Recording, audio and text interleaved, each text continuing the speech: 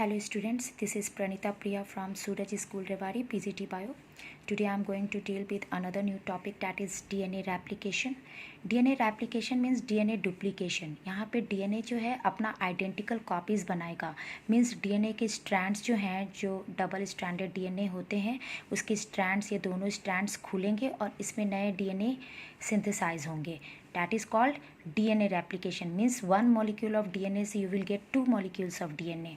ठीक है, ये 1 molecule of DNA है. नाउ मैं थोड़ा सा रिमाइंड करा दूँ आपको. यहाँ पर you can see this is the 2 strands of DNA. ये 2 स्ट्रैंड है DNA के. अब DNA के जो स्ट्रैंड होते हैं वो बैकबोन कहलाते हैं, राइट. यहाँ पर ये बैकबोन किस चीज़ से बने होते हैं? Phosphate and deoxyribose sugar. देखो पूरे जो ये DNA के स्ट्रैंड है उस पर फॉस्फेट एंड डीऑक्सीराइबोज शुगर ही होंगे.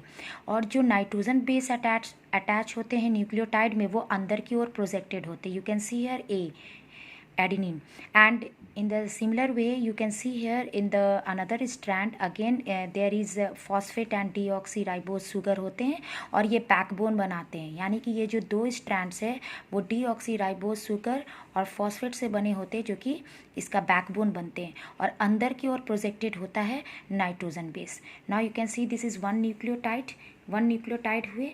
ये नाइट्रोजन बेस है, फर्स्ट कार्बन पर अटैच होते हैं, 5th कार्बन पर फॉस्फोरस ग्रुप है, फॉस्फेट ग्रुप, एंड 3rd पर आपके ये जो हाइड्रोक्साइल ग्रुप फ्री हैं, OH ग्रुप, यहाँ पर फिर से फॉस्फेट जुड़ सकते हैं और इस तरह से कंटिन्यू हो सकता है चेन.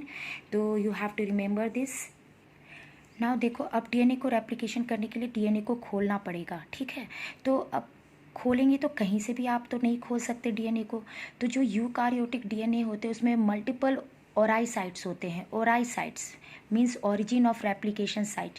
ओराई साइट का मतलब होता है वहाँ पे कुछ DNA के सीक्वेंसेस होंगे. सीक्वेंसेस का मतलब ATGC, ये सब DNA के कुछ ऐसे न्यूक्लियोटाइड के सीक्वेंसेस होंगे जहाँ पर A और T ज़्यादा होगा, AT रिच होंगे.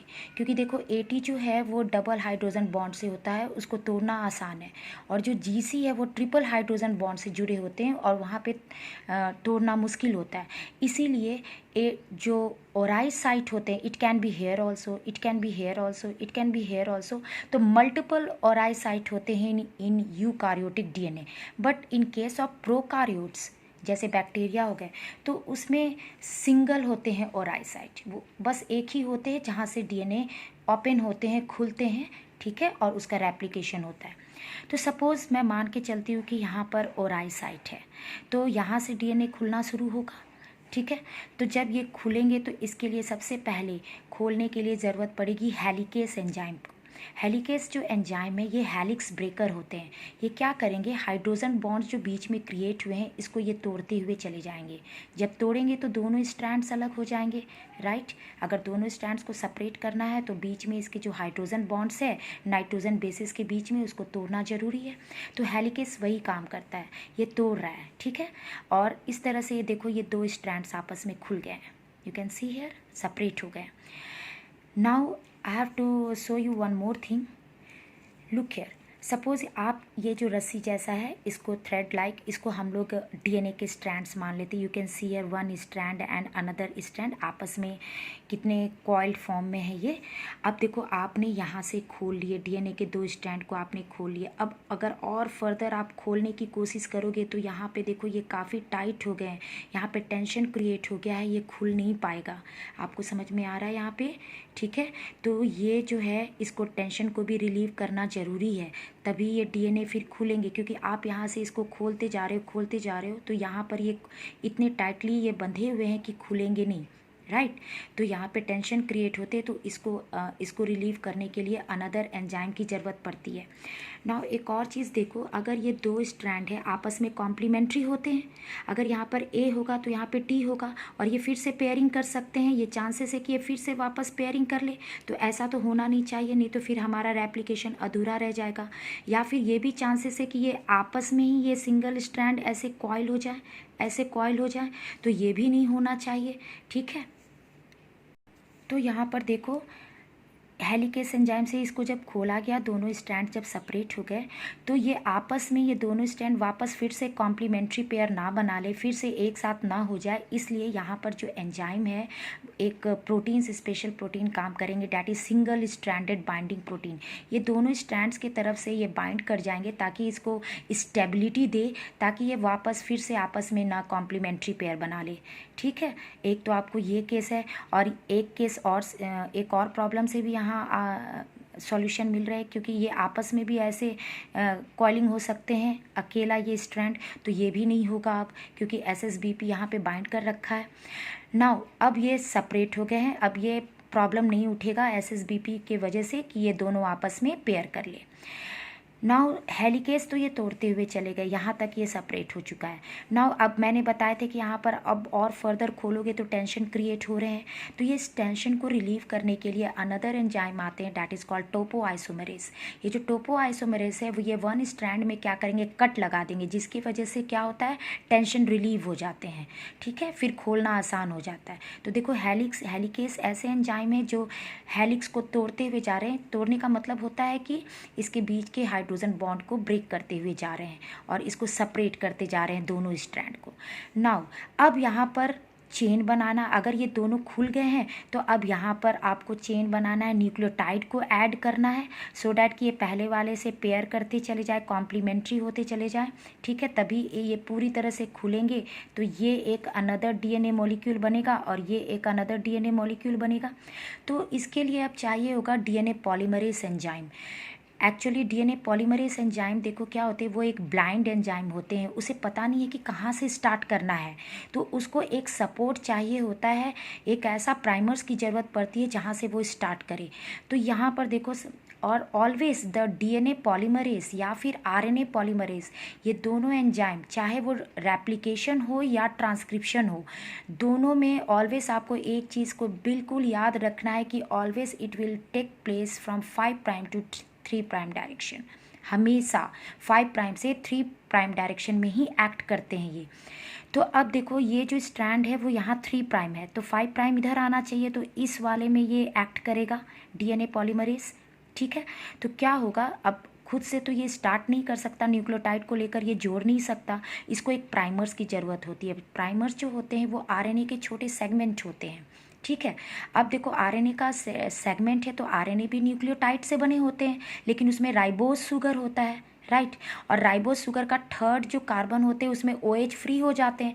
अब देखो ये जब जोड़ने से यहाँ पे क्या हुआ, OH फ्री हो गए थर्ड पर, तो इसे एक सपोर्ट मिल गया, OH फ्री मिल गए, जिसकी वजह से ये यहाँ पर अब दूसरे न्यूक्लियोटाइड को अटैच कर सकते हैं बाय फॉस्फोडाइस्टर बॉन्ड, राइट। तो इसे OH फ्री मिलेगा तभी ये स्टार्ट कर सकते हैं, that is the main condition. इसलिए यहाँ प्राइमर्स की ज़रूरत पड़ी, और जो प्राइमर्स को यहाँ जोड़ने के लिए जो एंजाइम लगाए गए थे डैट वाज प्राइमेस एंजाइम। तो अब देखो ये चेन यहाँ बढ़ते जा रहे हैं, दिस इज हेलिकेस एंजाइम। लेकिन यहाँ तक खुलने के बाद now you can see here कि ये जो है अब वापस इसे इधर भी तो रेप्लिकेट करना है, इधर भी तो न्यूक्लियोटाइड को जोड़ना है। अब इसे उल्टा डायरेक्शन में जाना पड़ेगा। उल्टा डायरेक्शन मतलब यहाँ पे इधर से तो स्टार्ट ये नहीं कर सकता, अब ये यहाँ आ चुका है, तो it will continue in this way. तो दिस वे कंटिन्यू करने के लिए फिर से इसको प्राइमर्स की ज़रूरत पड़ेगी, ये अपने आप तो कंटिन्यू नहीं करेगा। ठीक है, यहाँ तो स्टार्ट हो गए, एक प्राइमर जुड़ा, अब ये आगे चलता चला जाएगा, राइट। वन स्ट्रैंड पर ये कंटिन्यूअस चलते चले जाएंगे, पर जो दूसरे स्ट्रैंड है इसको अपोजिट डायरेक्शन में जाना पड़ रहा है, तो यहाँ फिर से प्राइमर्स की ज़रूरत पड़ेगी, और उसके बाद फिर से ये DNA पॉलीमरेज इसे यहाँ तक खींच लिया चेन को, यानी पॉलीमराइज कर दिया DNA पॉली। ठीक है, एडिशन ऑफ द न्यूक्लियोटाइड्स यहाँ हो रहे हैं। Now in this step you can see here, अब नेक्स्ट स्टेप में देखो, अब आपको अच्छी तरह से क्लियर हो गए होंगे the role of helicase enzyme topoisomerase relieving the tension, and helicase it is the helix breaker. ठीक है, एंड SSBP स्टेबिलिटी देते हैं दोनों स्ट्रैंड को। ना अब देखो थोड़ा सा हेलिकेस और बढ़ा, जब इतना सिंथेसिस हो चुका तो हेलिकेस थोड़ा सा और आगे बढ़ा, ठीक है, तोड़ने के लिए हाइड्रोजन बॉन्ड को। तो देखो ये यहाँ तक बन चुका था, तो अब ये थोड़ा सा और आगे बढ़ा यहाँ। तो ये वाले स्ट्रैंड में तो कंटिन्यूस जा रहा है, प्राइमर्स और प्राइमर्स जोड़ने की ज़रूरत नहीं है। एक बार प्राइमर्स मिला, ये तो इसी डायरेक्शन में ये जाता ही है 5 to 3 प्राइम डायरेक्शन, लेकिन यहाँ पर इसका डायरेक्शन उल्टा हो जा रहा है। तो ये तो यहाँ पर कंटिन्यूस रहेगा, it is going in this way, but in this way again यहाँ पर जो हेलिकेस एंजाइम है उसे, ये सॉरी डीएनए जो पॉलीमरेज एंजाइम है उसे फिर से प्राइमर्स की ज़रूरत पड़ेगी। तो यहाँ पे फिर से प्राइमर्स ऐड हुए और देखो फिर से वो इतने चेन को खींचा, राइट, क्योंकि अपोजिट डायरेक्शन में करना पड़ रहा है। Are you getting it? Now next in this step देखो फिर से और इतना ज़्यादा डीएनए खुल चुका है हेलिकेस एंजाइम की वजह से।